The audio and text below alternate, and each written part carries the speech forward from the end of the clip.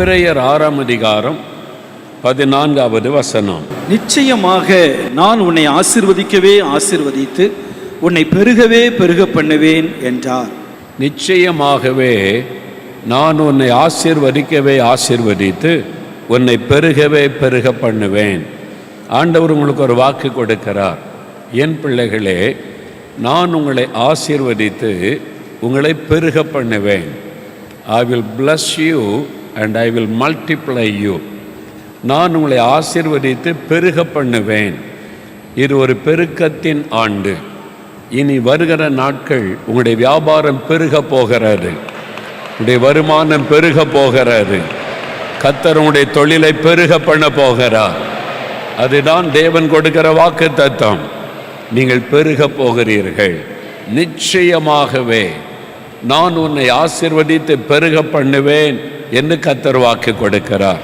ஆண்டவருடைய சுபாவமே நம்மை ஆசீர்வதித்து பெருக பண்ணுவது. ஆதாம் ஏவாளை ஆண்டவர் உண்டாக்கின போது கூட கர்த்தர் அவளை ஆசீர்வதித்து பலுகி பெருகி பூமியை நிரப்புங்கள் என்பதாய் சொன்னார். நீங்கள் பெருகணும் என்பதாய். நோவாவும் அவனுடைய குடும்பத்தாரும் ஜலப்பிரளயத்துக்கு பிறகு கர்த்தர் அவளை ஆசீர்வதித்து பலுகி பெருகி பூமியை நிரப்புங்கள் என்று சொல்லி தேவன் பெருக பண்ணின ஆசீர்வாதத்தை கட்டளையிட்டதை நம்ம வாசிக்க முடியும். ஆபிரகாமை அழைத்த போது கூட நான் பெருக பண்ணுவேன் என்று வாக்கு கொடுத்து அதன்படியே தேவன் அவனை எல்லா காரியத்திலும் ஆசீர்வதித்து பெருக பண்ணினார். உபாகமம் 1ஆம் அதிகாரம் 11ஆம் வசனத்தில் ஆண்டவர் சொல்லுகிறார், இப்பொழுது இருப்பதை காட்டிலும் நீங்கள் 1000 மடங்கு அதிகமாகும்படி நான் உங்களை ஆசீர்வதித்து பெருக பண்ணுவேன் என்று கர்த்தர் வாக்கு கொடுத்தார். 1000 மடங்கு பெருக பண்ணுவது. தேவன் ஒரு மனிதனை ஆசீர்வதிக்கும் போது சிலரை 2 மடங்காய் பெருக பண்ணுகிறார், சிலரை 10 மடங்காய் பெருக பண்ணுகிறார், சிலரை 100 மடங்காக பெருக பண்ணுகிறார், சிலரை 1000 மடங்காய் பெருக பண்ணுகிறார். தேவனாலே அது முடியும். நான் ஒரு பட்டணத்திற்கு ஒரு திருமணத்தில் பங்கு பெறுவதற்காக சென்றிருந்தேன். நான் வந்திருப்பதை கேள்விப்பட்டு ஒரு வாலிப தம்பி, பிஸ்னஸ் பண்ணக்கூடிய ஒரு வாலிப தம்பி என்னை பார்க்க வந்தார். எங்கள் ஆஃபீஸில் வந்து ஒரு ஜெபம் பண்ண வேண்டும், நீங்கள் வந்திருப்பதை நான் கேள்விப்பட்டேன், வந்து ஒரு ஜெபம் பண்ணிட்டு போங்க, நாங்கள் ஒரு பிஸ்னஸ் ஆரம்பித்திருக்கிறோம், அதை ஆசீர்வதித்து ஜெபம் பண்ணுங்கள் என்று அழைத்து கொண்டு போனார். ஒரு சின்ன ரூமில் ஒரு சில பேர் உட்கார்ந்துருந்தாங்க. அங்கே சில அந்த கம்ப்யூட்டர் கருவிகள் எல்லாம் இருந்தது. அங்கே சின்ன ஒரு ஆஃபீஸு வேலை பார்த்து கொண்டிருந்தார்கள். அவர் சொன்னார், நாங்கள் இது மாதிரி பார்ட்னர்ஷிப்பில் இந்த பிஸ்னஸ் ஆரம்பிச்சிருக்கிறோம், நாங்கள் 2 பேருமே ஆண்டவருடைய பிள்ளைகள் தான், அதனால் இந்த பிஸ்னஸுக்காக இப்போ தான் ஆரம்பித்து நடத்தி கொண்டு வருகிறோம், நிறைய சிரமங்கள் கஷ்டங்கள் எல்லாம் உண்டு, எங்களுக்காக ஜெபம் பண்ணுங்கள் என்று. அவங்க ஆண்டவர் மேலே வைத்திருந்த அன்பு விசுவாசத்தை பார்த்து நான் அவர்களுக்காக ஜெபம் பண்ணினேன். ஜெபம் பண்ணும் பொழுது ஆண்டவரை 1000 மடங்காக இந்த பிஸ்னஸை ஆசீர்வதித்து பெருக பண்ணும் என்று ஜெபித்து விட்டு நான் வந்துவிட்டேன். 1 வருடம் கழித்து அந்த பட்டணத்தில் ஒரு கூட்டம் நடத்த அழைத்திருந்தார்கள். 4 நாட்கள் நற்செய்தி கூட்டம். அந்த கூட்டத்துக்கு நான் போயிருந்த சமயம் அதே தம்பி வந்து கூப்பிட்டாங்க, நீங்கள் வந்து எங்களுடைய ஆஃபீஸில் ஜெபம் பண்ணினீங்க, இப்போ நாங்கள் பிஸ்னஸ் பெரிய ஃபேக்ட்ரி ஆரம்பிச்சிட்டோம், நிறைய ப்ரொடக்ஷன் நடக்கிறது, எக்ஸ்போர்ட் எல்லாம் நாங்கள் செய்கிறோம், எங்கள் ஃபேக்ட்ரியில் வந்து ஜெபிக்க வேண்டும் என்று சொன்னார். சரி என்று நான் போயிருந்தேன். அங்கே போனால் அங்கே ஒர்க்கர்ஸ் எல்லாம் கூடி வந்திருந்தாங்க. அதில் அந்த பார்ட்னராக இருக்கிற சகோதரர் பேசும் பொழுது 1 வருஷத்துக்கு முன்னால் இந்த ஊழியக்காரர் நம்முடைய ஆஃபீஸில் வந்து ஒரு ஜெபம் பண்ணினார். அவர் ஜெபிக்கும் ஒரு 1000 மடங்காய் பெருக பண்ணும் என்று சொல்லி ஜெபித்து விட்டு போய்விட்டார். ஒரே வருஷத்தில் இந்த பிஸ்னஸ் இப்பொழுது 1000 மடங்காய் பெருகி இருக்கிறாரு. ஒரே வருஷத்தில். எனக்கு அப்புறம் ஆச்சரியமாய் நோக்கி பார்த்தேன். அந்த ஃபேக்ட்ரியெல்லாம் கொண்டு காண்பித்தாங்க, அங்கே வேலை செய்கிற ஆட்களை காண்பித்தாங்க, வாகனங்களெல்லாம் கொண்டு காண்பித்தாங்க. இவ்வளோ பிஸ்னஸ் நடக்கிறாரு. எனக்கு உள்ளத்தில் ஒரு பெரிய கேள்வி. 1000 மடங்கு கர்த்தர் ஆசீர்வதிப்பது உண்மை, ஆனால் அதற்கு சில வருடங்கள் ஆகலாம். ஒரே வருஷத்தில் எப்படி 1000 மடங்கு ஆசீர்வாதம்? அது என் உள்ளத்தில் ஒரு கேள்வியாக இருந்தது. 2 மடங்கு ஆசீர்வாதம் பெறுவதற்கே சில வருடங்கள் ஆகலாம். ஆனால் 1000 மடங்கு ஆசீர்வாதம் ஒரே வருஷத்தில் எப்படி அப்படின்னு எனக்குள்ளே ஒரு கேள்வி. நான் உள்ளத்துக்குள்ளே கேள்வி கேட்டுக்கொண்டே எல்லாவற்றையும் பார்த்து கொண்டு வந்தேன். கடைசியாக என்னை வழி அனுப்புவதற்கு காரு பக்கத்தில் அவர் வந்தார். வந்தபோது அந்த தம்பி சொன்னார், நாங்கள் இவ்வளோ ஆசீர்வதிக்கப்பட்டதற்கு ஒரு காரணம் உண்டு. என்ன காரணம் என்று கேட்டேன். இந்த பிஸ்னஸை நாங்கள் ஆரம்பிக்கும் போது இயேசுவை பார்ட்னராக சேர்த்து கொண்டோம். நாங்களும் இயேசுவும் பங்காளர்களாக இணைந்து இந்த பிஸ்னஸை செய்கிறோம். இந்த பிஸ்னஸினுடைய பார்ட்னர் இயேசு கிறிஸ்து. அப்படின்னா அது எப்படி என்று கேட்டேன். அவர் சொன்னார், பார்ட்னர்னா பார்ட்னருக்கு ஒரு பங்கு உண்டு இல்லை, அப்போ இயேசுவுக்கு ஒரு பங்கு. எவ்வளோ பங்கு கொடுக்குறீங்கன்னு கேட்டேன். 50-50. லாபத்தில் 50% இயேசுவுக்கு, 50% எங்களுக்கு அப்படின்னு ஆரம்பித்தோம். அதனால் லாபத்தில் 50% நாங்கள் மிஷினரி ஊழியம், ஆலயம் கட்ட, சுவிசேஷ ஊழியம் எல்லாம் தேவனுடைய ராஜ்யத்திற்கு செலவு செய்வோம். மீதி பாதி தான் எங்களுக்குள்ளே பகிர்ந்து கொள்வோம் என்பதாய் சொன்னார். இதுதான் ஆசீர்வாதத்தின் ரகசியம். இயேசு அந்த பிஸ்னஸில் பார்ட்னராக இணைக்கப்பட்டார். உங்களுடைய தொழிலில் இயேசுவை பார்ட்னராக பங்காளியாக சேர்த்து கொள்ளுங்க. அவரோடு இணைந்து நீங்கள் பிஸ்னஸ் செய்ய அர்ப்பணித்து கொள்ளுங்கள். தேவன் 1000 மடங்காய் பெருக பண்ணுவார். ஏன் 1,00,000 மடங்காக கூட ஆண்டவர் பெருக பண்ண முடியும். அவர் உங்களை ஆசீர்வதித்து பெருக பண்ணுகிற ஒரு தேவன். இந்த காரியத்தை குறித்து நான் யோசித்து ஜெபித்த போது, ஆண்டவரே இந்த மக்களை ஆசீர்வதித்து பெருக பண்ணுவேன்னு சொல்கிறீங்க, இவங்களுக்கு என்னென்ன நன்மை வைத்திருக்கிறீங்க, நான் என்ன காரியத்தை எல்லாம் சொல்லி ஜெபிக்க வேண்டும் என்று கேட்டபோது ஆண்டவர் ஒரு வசனத்தின் கண் முன்னால் நிறுத்தினார். யோபு என்ற ஒரு பக்தன், நான் அவனை ஆசீர்வதித்து பெருக பண்ணினேன், 2 மடங்கு ஆசீர்வாதம் கொடுத்து பெருக பண்ணினேன், அவனை குறித்து இந்த மக்களோடு பேசி ஜெபம் பண்ணு என்று ஆண்டவர் யோபு 1ஆம் அதிகாரம் 10வது வசனத்தை என் கண் முன்னால் நிறுத்தினார். யோபுடைய சரித்திரம் 1ஆம் அதிகாரம் 10வது வசனம். அதில் சொல்லப்பட்ட மாதிரியே உங்களையும் கர்த்தர் ஆசீர்வதிக்க போகிறார். அதில் 3 விதமான ஆசீர்வாதம் இருக்கிறது. யோபு 1ஆம் அதிகாரம் 10ஆம் வசனத்தை வாசிக்க கேட்போம். நீர் அவனையும் அவன் வீட்டையும் அவனுக்கு உண்டான எல்லாவற்றையும் சுற்றி வேலி அடைக்கவில்லையோ? அவன் கைகளின் கிரியையை ஆசீர்வதித்தீர், அவனுடைய சம்பத்து தேசத்தில் பெருகிற்று. யோபு என்ற ஒரு மனிதன், அவர் ஒரு பெரிய செல்வந்தர். அவர் ஊத்ஸ் என்கிற தேசத்திலே வாழ்ந்து கொண்டிருந்தார். அவருடைய ஆசீர்வாதம், அந்த காலத்தில் மிருகங்கள் தான், பண்ணை தான் ஆசீர்வாதத்துக்கு அடையாளம். ஆடுகள், மாடுகள், ஒட்டகங்கள், ஏர் மாடுகள், கழுதைகள் எல்லாம் பெரிய பெரிய மந்தைகள் அவருக்கு இருந்தது. அதை கவனிக்க வேலைக்காரர்கள், வேலைக்காரிகள். ஆசீர்வதிக்கப்பட்ட ஒரு மனிதர். கிழக்கத்தி புத்திரர் எல்லாரிலும் அவர் பெயர் பெற்றவராக, புகழ் பெற்றவராக, எல்லாராலும் தெரிந்து கொள்ளப்பட்டவராக இருந்தார். அவர் தேவனுக்கு பயந்து பொல்லாப்புக்கு விலகி நீதிமானாய் நடந்த ஒரு மனிதர். மனம் போல வாழ்ந்துவிட்டு வெறும் நன்மைக்காக ஜெபிக்கிற மனிதர் அல்ல. அவர் எப்பொழுது கர்த்தருக்கு பயந்து நடந்து தன்னை பரிசுத்தமாய் காத்து கொண்டு தன்னுடைய பிள்ளைகளும் ஆண்டவருக்கு பயந்து நடக்க வேண்டும் என்பதிலே கவனம் செலுத்தின ஒரு மனிதர். தேவன் அவரை ஆசீர்வதித்து கிழக்கத்தி புத்திரர் எல்லாரிலும் பெரியவராக உயர்ந்த ஸ்தானத்தில் கர்த்தர் வைத்திருந்தார். ஊருக்கே தெரியும் அவர் கர்த்தருக்கு பயந்து நடக்கிற மனிதர், நீதி நேர்மையாய் நடக்கிற மனிதர் என்பதாக. அவர் மூலமாய் கர்த்தருடைய நாம மகிமைப்பட்டு கொண்டு வந்தது. இதை கவனித்த சாத்தானால் பொறுக்க முடியவில்லை. எதிராளியாகிய சாத்தான் என்று 1 பேதுரு 5:8 நம்ம வாசிக்கிறோம். எதிராளியாகிய பிசாசு, அவனால் அதை பொறுத்து கொள்ள முடியவில்லை. இந்த யோபு ஆசீர்வதிக்கப்பட்டு கொண்டே இருக்கிறான். அவன் மூலமாக கர்த்தருடைய நாம மகிமைப்படுகிறது. இவன் மூலமாக கர்த்தருக்கு ஒரு அவமானத்தை கொண்டு வர வேண்டும், இவனை கர்த்தரை மறுதலிக்க வைக்க வேண்டும் என்று அவன் திட்டமிட்டான். நஷ்டத்தை உண்டாக்கினால், இழப்பை உண்டாக்கினால் இவன் கர்த்தரை விட்டு விலகி விடுவான் என்று சொல்லி அவனை தாக்குவதற்கு முற்படுகிறான். ஆட்டு மந்தையை அழிக்க நினைக்கிறான். ஒட்டகத்தை அழிக்க நினைக்கிறான், மாடுகளை அழிக்க நினைக்கிறான். ஆனால் அவனால் ஒன்று செய்ய முடியவில்லை, தொட முடியவில்லை. அவனுக்கு 10 பிள்ளைகள். இந்த பிள்ளைகள் மேலே கை வச்சிடலாம், அப்போ யோபு சோர்ந்து போவான் என்று சொல்லி பிள்ளைகளுக்கு தீமை செய்ய நினைக்கிறான், தொட முடியவில்லை. அவனுடைய வீட்டிலேயும் யாரையும் தொட முடியலை, அவனுடைய சொத்துக்களையும் தொட முடியவில்லை. காரணம் என்ன? இந்த பிசாசை பார்க்கிறான், ஏன் என்னால் ஒன்றும் செய்ய முடியலை. அப்பொழுது ஒரு காரியத்தை அவன் அறிந்து கொண்டான்.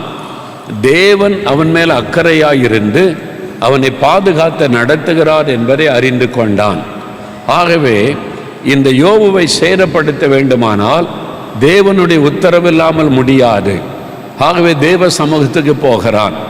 ஆண்டவருடைய சமூகத்தில் போய் அவன் நின்றபோது ஆண்டவர் கண்டுபிடித்தார், இவன் யோபுக்காகத்தான் என்னிடத்தில் வந்திருக்கிறான் என்று. அதனால என் தாசனாகிய யோபின் மேல் கவனம் வைத்தாயோ, அவன் எனக்கு பயந்து நடக்கிறவன், உத்தமன், அவனை போல பூமியில் ஒருவரும் இல்லை. தேவன் சாட்சி கொடுக்கிறார், பெருமையா சொல்லுகிறார்.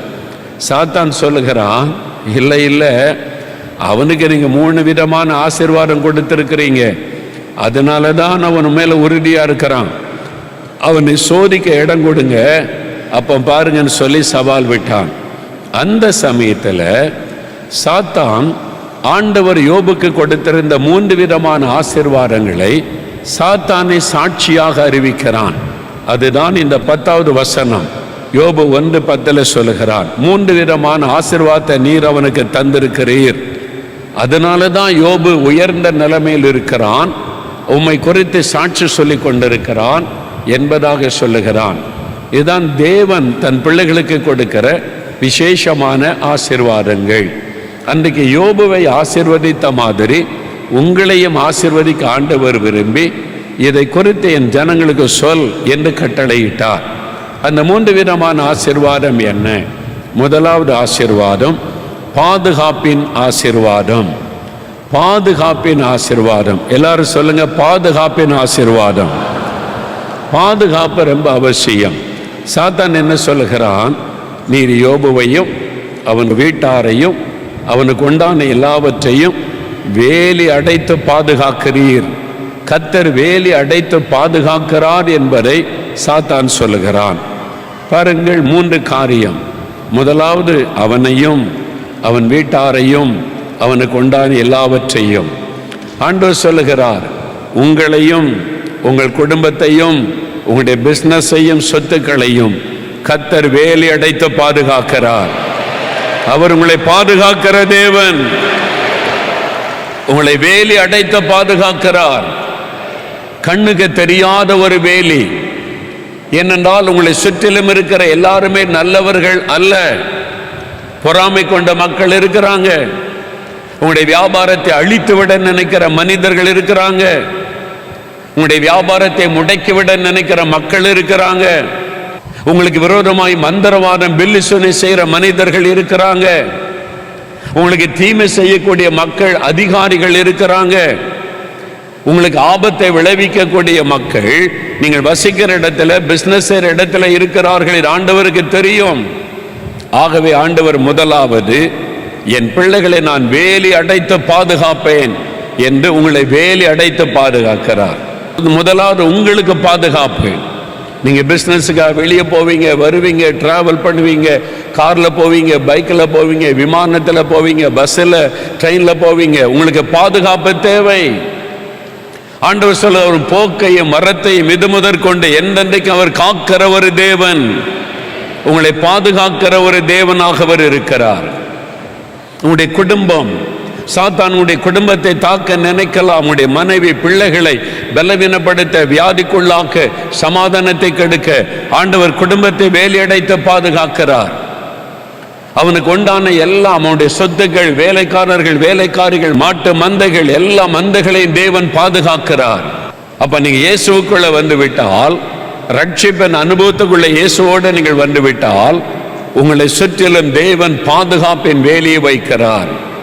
இந்த உலகத்தின் எந்த தீங்கும் உங்களை சேதப்படுத்த முடியாது, எந்த மனிதர்களும் உங்களை சேதப்படுத்த முடியாது, எந்த அசுத்த ஆவியும் உங்களை சேதப்படுத்த முடியாது. எந்த மந்திரவாதங்களும் உங்களை சேதப்படுத்த முடியாது. அவர் உங்களை பாதுகாக்கிற ஒரு தேவன். முதலாவது நமக்கு தேவை பாதுகாப்பு. ஆகவே தான் அந்த ஆசீர்வாதத்தை தேவன் தருகிறார். என்றால் நமக்கு பலவிதமான ஆபத்து இருக்கிறது. ஒரு பக்கம் மனிதர்களால் வரக்கூடிய ஆபத்து, பொல்லாத மனிதர்கள், பொறாமை கொண்ட மக்கள், அவங்களால் வரக்கூடிய ஆபத்து. இன்னொன்று கண்ணுக்கு தெரியாத எதிரி, மந்திரவாதம், பில்லி சூனியம், அசுத்த ஆவியின் கிரியைகள், அதனால் வரக்கூடிய ஆபத்து. இன்னொரு பக்கம் இயற்கையினால் வரக்கூடிய ஆபத்து. சமீபத்தில் உண்டான வெள்ளம் தூத்துக்குடி மாவட்டத்தை மிக அதிகமாய் பாதித்தது. இந்த தூத்துக்குடி மாவட்டம் முழுவதிலும் ஆயிரக்கணக்கான வியாபாரிகள் பாதிக்கப்பட்டார்கள். வியாபாரத்தை இழந்து போன நிலைமை. அந்த கடையில் போன ஒரு பொருளை மிஞ்சவில்லை. பாதிக்கப்பட்ட மக்கள் ஏராளம். அப்ப இயற்கையினால் வரக்கூடிய பாதிப்புகள், வெள்ளத்தினால் சென்னை பட்டணத்தில் எவ்வளவு பெரிய பாதிப்புகள், எத்தனை தொழில் செய்கிற மக்கள் பாதிக்கப்பட்டார்கள். அப்போ ஒரு பூமி அதிர்ச்சி வரும் பொழுது சில இடங்களில் யுத்தம் நடக்கிறது. யுத்தத்தினால எத்தனை பேருடைய தொழில்கள் பாதிக்கப்பட்டு நிற்கிறது. உக்ரைன் யுத்தத்தினால உக்ரைன்ல எத்தனை பேர் மரித்து போனது மாத்திரமல்ல, அவருடைய தொழில் வருமானம் எல்லாம் பாதிக்கப்பட்டு போனது. இந்த மாதிரி கடைசி கால ஆபத்துகளினால் பாதிப்புகள் உண்டாகக்கூடும். ஆனால் ஆண்டவர் வேலி அடைத்து பாதுகாக்கிற ஒரு தேவன். ஆண்டவர் எப்படி பாதுகாக்கிறார்? ஆச்சரியமாயிருக்கும். நான் ஒரு சமயம் அமெரிக்கா தேசத்துக்கு ஊழியத்துக்கு போயிருந்த போது, கலிஃபோர்னியா மாகாணம் என்று ஒரு பெரிய மாகாணம், அந்த கலிஃபோர்னியாவில் பெரிய மாகாணம், பெரிய ஒரு டிஸ்ட்ரிக்ட் அது.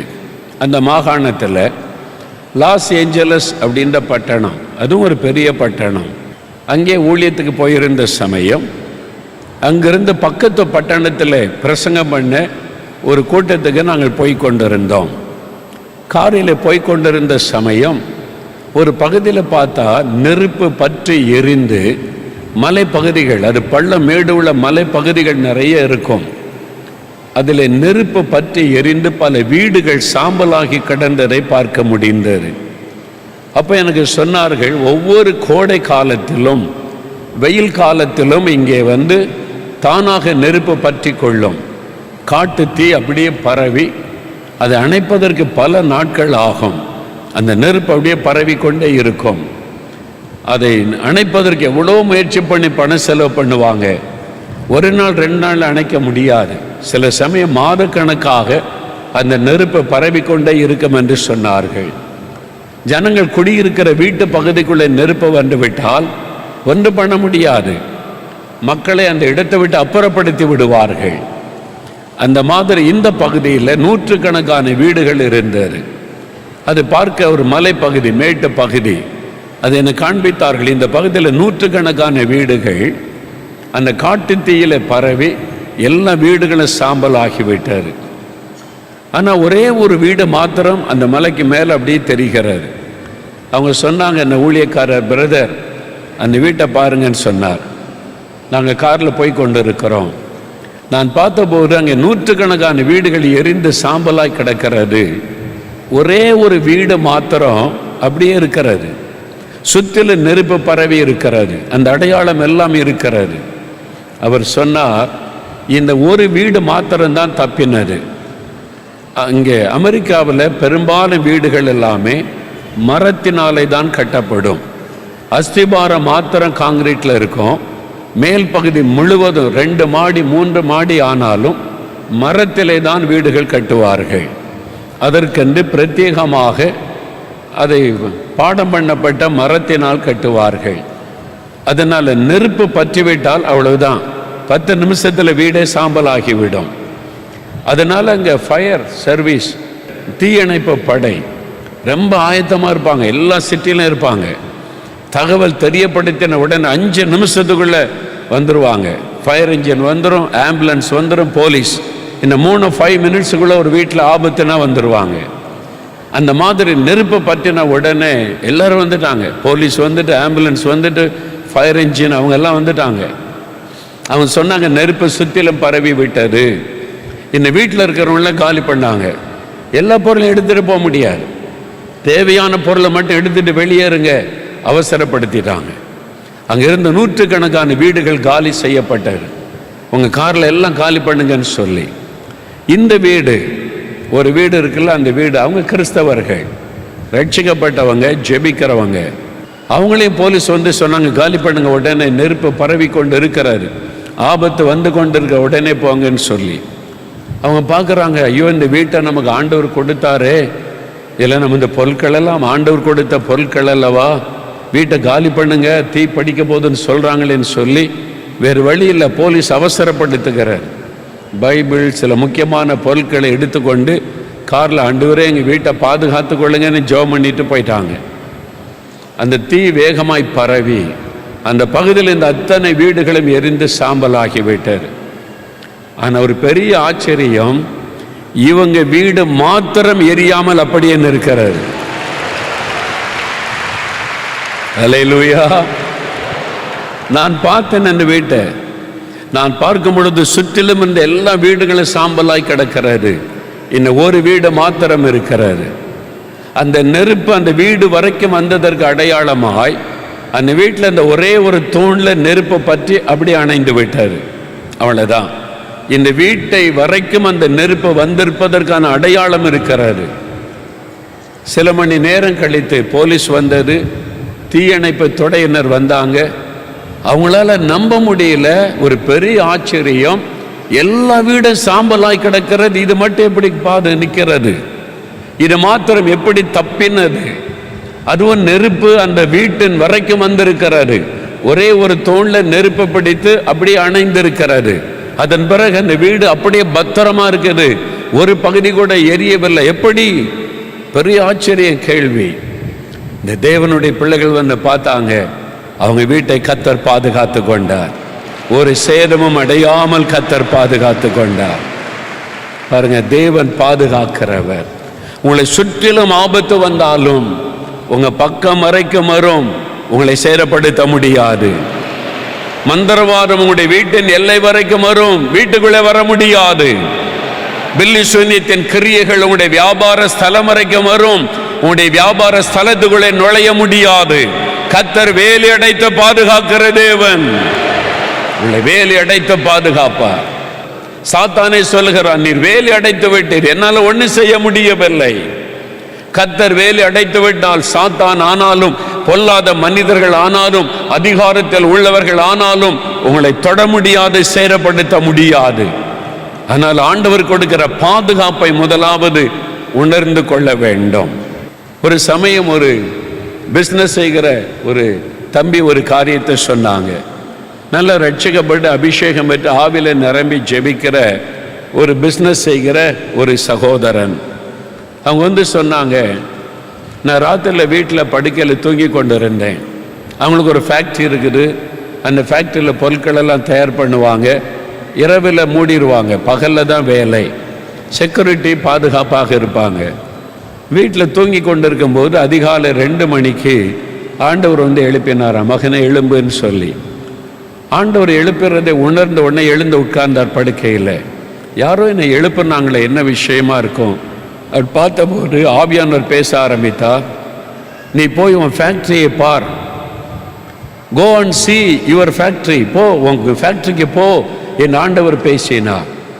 டைமை பார்க்குற விடிய காலம் 2 மணி. 2 மணிக்கு எதுக்கு ஆண்டவர் ஃபேக்ட்ரிக்கு போக சொல்லுகிறார் என்பதாக ஆண்டவர் சொன்னால் ஏதோ ஒரு காரணம் இருக்கும் என்று அவர் உடை மாற்றி கொண்டு காரை எடுத்துக்கொண்டு தன் மனைவியிடத்தில் சொல்லிவிட்டு ஃபேக்ட்ரிக்கு போனார். செக்யூரிட்டி வெளியில் உட்கார்ந்திருந்தார், கதவை திறந்தார், உள்ளே ஓனர் வந்திருக்கிறார் என்று உள்ளே விட்டார். உள்ளே போன உடனே, என்னையா இந்த ராத்திரியில் வந்திருக்கிறீங்க, விடிய காலம் 2 மணிக்கு வந்திருக்கிறீங்க, இல்லை உள்ளே வாங்க நம்ம பார்க்கலான்னு சொல்லி ஃபேக்ட்ரியை திறந்து உள்ளெல்லாம் போய் பார்க்குறாங்க. ஏதாவது காரியம் இருக்குதான்னு பார்க்குறாங்க. ஆண்டவர் வர சொன்னார், போய் ஃபேக்ட்ரியை பாருன்னு சொன்னார். என்ன காரியம் என்று எல்லாம் சுற்றி பார்க்குறாங்க. என்ன செக்யூரிட்டி வெளியே தானே இருப்பார், உள்ளே பார்க்குறாங்க, எல்லாம் நல்லா தான் இருக்குது, ஒன்றுமே இல்லையேன்னு. இன்னும் கொஞ்சம் உள்ளே போனால் அங்கே எலக்ட்ரிக் போர்டு, அந்த மின்சாரத்தினுடைய அது இருக்கக்கூடிய அந்த இடத்துல தீ பற்றி எரிகிறது. மின் கசிவு ஏற்பட்டு தானாக நெருப்பு பற்றி கொண்டது. வெளியில் இருக்கிற செக்யூரிட்டிக்கு அது தெரியாது. வெளியிலேருந்து ஆள் வராமல் தடுப்பான், அவ்வளவுதான். ஆனால் உள்ளே நெருப்பு இருக்கிறது யாருக்கு தெரியும்? இன்னும் கொஞ்ச நேரம் ஆகி இருந்தால் அந்த நெருப்பு பரவி முழு ஃபேக்டரி சாம்பலாகி போயிருக்கும். ஆண்டவர் சரியான நேரத்தில் தட்டி எழுப்பி, என் பிள்ளையினுடைய ஃபேக்டரி பாதுகாக்கப்பட வேண்டும், நீ போ என்று சொல்லி அனுப்பி சரியான நேரத்தில் நெருப்பை அணைத்ததுனால ஃபேக்டரி பாதுகாக்கப்பட்டது. அல்லேலூயா! அவர் பாதுகாக்கிற தேவன். உங்களுடைய தொழிலை பாதுகாக்கிற தேவன், உங்களுடைய வியாபாரத்தை பாதுகாக்கிற தேவன். எத்தனை பொறாமை கொண்ட மக்கள் எழும்பினாலும், எத்தனை தீமை செய்யக்கூடிய மக்கள் எழும்பினாலும் உங்களை சேதப்படுத்த விடாதபடி பாதுகாப்பார். அதை விசுவாசிங்க. ஆண்டவரே, நீர் என்னை பாதுகாக்கிற தேவன். பாதுகாப்பு ஒப்பு கொடுங்க. இரண்டாவது, சாத்தான் என்ன சொல்றான் பாருங்க. மறுபடியும் யோபு 1:10 வாசிப்போம்.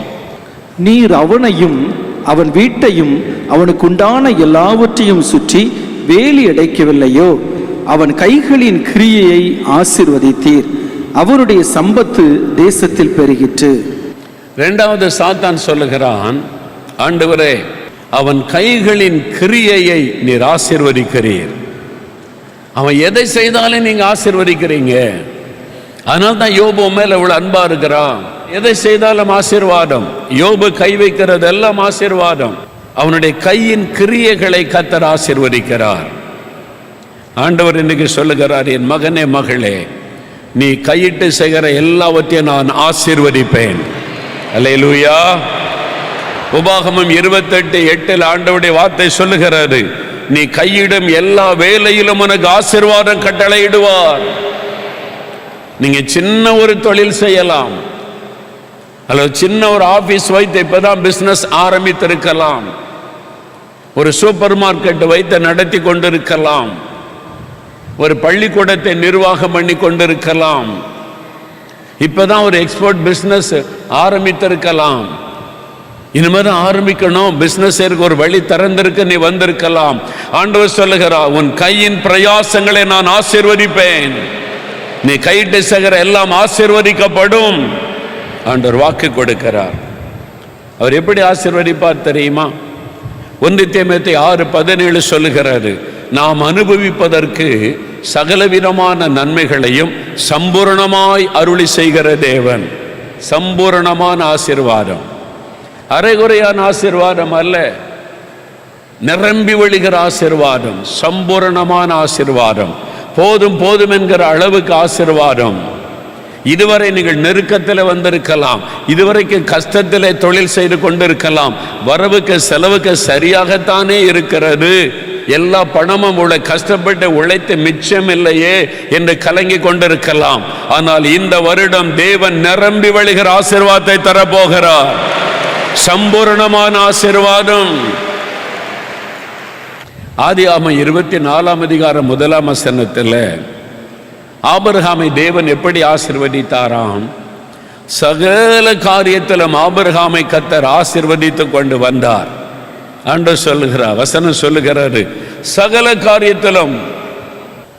அவனுடைய ஆடு மாடுகள் மந்தை ஆசீர்வாதம், பிள்ளைகள் சந்ததி ஆசீர்வதிக்கிறார், சரீரத்தில் நல்ல சுகம் ஆசீர்வாதம், சகல காரியத்திலும் ஆசீர்வாதம். நீ சொல்ல வியாபாரம் நல்லா தான் இருக்குது, இந்த வீட்டுக்கு வந்தால் தான் தொல்லை தாங்க முடியல, பிள்ளைகள் இப்படி இருக்கிறாங்களே, பிள்ளைகளுடைய வாழ்க்கை எப்படி இருக்குது? ஆசீர்வாதம் இல்லாத ஒரு குழப்பம். ஒரு பகுதியில் ஆசீர்வாதம், ஒரு பகுதியில் பிரச்சனை, ஒரு பகுதியில் நிறைவான ஆசீர்வாதம், ஒரு பக்கம் குறைவு, ஒரு பகுதியில் நல்லா இருக்குது, இன்னொரு பக்கத்தில் பாதிப்பு. அப்படி இருக்கிறீங்களா? ஆபிரகாமை சகல காரியத்திலும் ஆசீர்வதித்த ஆண்டவர் இந்த வருடம் உங்களை சகல காரியத்திலும் கர்த்தர் ஆசீர்வதிப்பேன் என்று வாக்கு கொடுக்கிறார். உங்களுடைய குடும்பம் ஆசீர்வதிக்கப்பட்டிருக்கும், உங்களுடைய பிசினஸ் ஆசீர்வதிக்கப்பட்டிருக்கும், உங்களுடைய சரீரம் நல்ல சுகத்தோடு ஆசீர்வாதமாக இருக்கும். சகல காரியத்திலும் ஆசீர்வாதம். அதான் தேவன் கொடுக்கிற ஆசீர்வாதம். கையிட்டு செய்கிற எல்லாவற்றையும் ஆசீர்வதிப்பேன். ஆதியாகமம் 26:12 வாசித்து பாருங்கள். பஞ்ச காலம், மழை இல்லை, எல்லாரும் பஞ்சத்தில் கஷ்டப்பட்டு கொண்டிருக்கும் போது ஈசாக்கை ஆண்டவர் விதைன்னு சொல்லுகிறார். ஆண்டவரே, மழையும் இல்லை தண்ணீரும் இல்லையே, நீ விதை, நான் ஆசீர்வதிப்பேன். ஈசாக்கு விதைத்தான், கர்த்தர் அந்த வருஷம் ஆசீர்வதித்த போது 100 மடங்கு பலன் அடைந்தானாம். 100 மடங்கு ஆசீர்வாதம். கேட்பாங்க, வயல் அறுவடை வந்துட்டா எத்தனை மேனி கிடைச்சது அப்படின்னு சொல்லுவாங்க. இந்த முறை நல்ல விளைச்சல் 2 மேனி கிடைச்சதும்பாங்க. 1/2 மேனி தான் கிடைச்சிருக்குது, பட்ட கஷ்டத்துக்கு பலன் இல்லை அப்படி சொல்லுவாங்க. சிலர் நல்ல ஆசீர்வாதம், மூட்டையாக நெல் கிடைச்சிருக்குது, ஆசீர்வாதம். தோட்டத்தில் ஆசீர்வாதம், விளைச்சல் ஆசீர்வாதம், பிஸ்னஸில் ஆசீர்வாதம், செய்கிற காரியத்தில் ஆசீர்வாதம். ஆண்டவர் 100 மடங்கு ஆசீர்வதித்தார் என்றால் அது பரிபூர்ணமான ஆசீர்வாதம். 100 மடங்கு என்பது பெர்ஃபெக்ட், ஒரு பூரண ஆசீர்வாதம். இந்த வருஷம் ஆண்டவருடைய கையின் பிரயாசத்தை பூரணமாய் ஆசீர்வதிக்க போகிறார். அரைகுறையாக அல்ல, நிறைவான ஆசீர்வாதம், பூரணமான ஆசீர்வாதம் ஆண்டவர் உங்களுக்கு வாக்கு கொடுக்கிறார். நீங்க விசுவாசிங்க. ஆண்டவரே, யோபுவை ஆசீர்வதித்தீர், ஆபிரகாமை ஆசீர்வதித்தீர், ஈசாக்கை ஆசீர்வதித்தீர். அந்த பூரணமான ஆசீர்வாதம் எனக்கு, எங்களுக்கு உண்டாவதாக. நீங்கள் ஜெபிக்கும் போது அப்படியே நடப்பதை நீங்கள் காண்பீர்கள். அதான் தேவன் கொடுக்கிற ஆசீர்வாதம். தென்கொரியா தேசத்தில் ஒரு பிஸ்னஸ் மேனை குறித்த ஒரு செய்தியை நான் அறிந்தேன். அவர் என்ன பிஸ்னஸ் பண்ணுறது ஆண்டவரேன்னு ஜெபம் பண்ணாராம். சிலர் கேட்பாங்க, பிரதர் என்ன பிஸ்னஸ் செய்கிறதுன்னே தெரியல, ஜெபம் பண்ணுங்கன்னு சொல்லுவாங்க. நீங்கள் ஜெபம் பண்ணி கர்த்தருக்கு சித்தமான பிஸ்னஸ் செய்யுங்க அப்படின்னு சொன்னால் உடனே எங்கிட்டே கேட்பாங்க, என்ன பிஸ்னஸ் பண்ணலாம், ஆண்டவர்கிட்ட கொஞ்சம் கேட்டு சொல்லுங்களேன். அது நீங்கள் தான் கேட்கணும், உங்களுக்கான பிஸ்னஸ் தானே. ஒரு நாள் உபவாசம் பண்ணுங்க, குடும்பமாக ஃபாஸ்ட் பண்ணுங்க. ஆண்டவர் எந்த மாதிரி பிஸ்னஸை செஞ்சால் எங்களுக்கு நல்லது, ஒரு கைடன்ஸ் கொடுங்க. அவர் அழகாக ஆலோசனை தருவார். ஆண்டவர்கிட்ட கேளுங்க. அது சின்னதாக கூட இருக்கலாம் ஆரம்பத்தில், அதைத்தான் தேவன் பெரிதாக மாற்றுவார். அப்போ அந்த தென்கொரியாவில் ஒரு ஆள் ஜெபம் பண்ணார். ஆண்டவரே, நான் என்ன பிஸ்னஸ் பண்ணுறதுன்னு தெரியலையே, எனக்கு கொஞ்சம் பணம் இருக்குது, ஆனால் பிஸ்னஸ் பண்ணணும், என்ன பிஸ்னஸ் பண்ணுறது தெரியலன்னு ஜெபம் பண்ணார். ஆண்டவர்கிட்ட எனக்கு ஒரு கைடன்ஸ் கொடுங்க, நான் என்ன மாதிரி பிஸ்னஸ் பண்ணணும் ஆண்டவரே அப்படின்னு ஜெபம் பண்ணார். கடை வைக்கிறதா, இரும்பு வியாபாரம் பண்ணுறதா, பிளாஸ்டிக் வியாபாரம் பண்ணுறதா, எதை வச்சு என்ன பிஸ்னஸ் பண்ணுவது?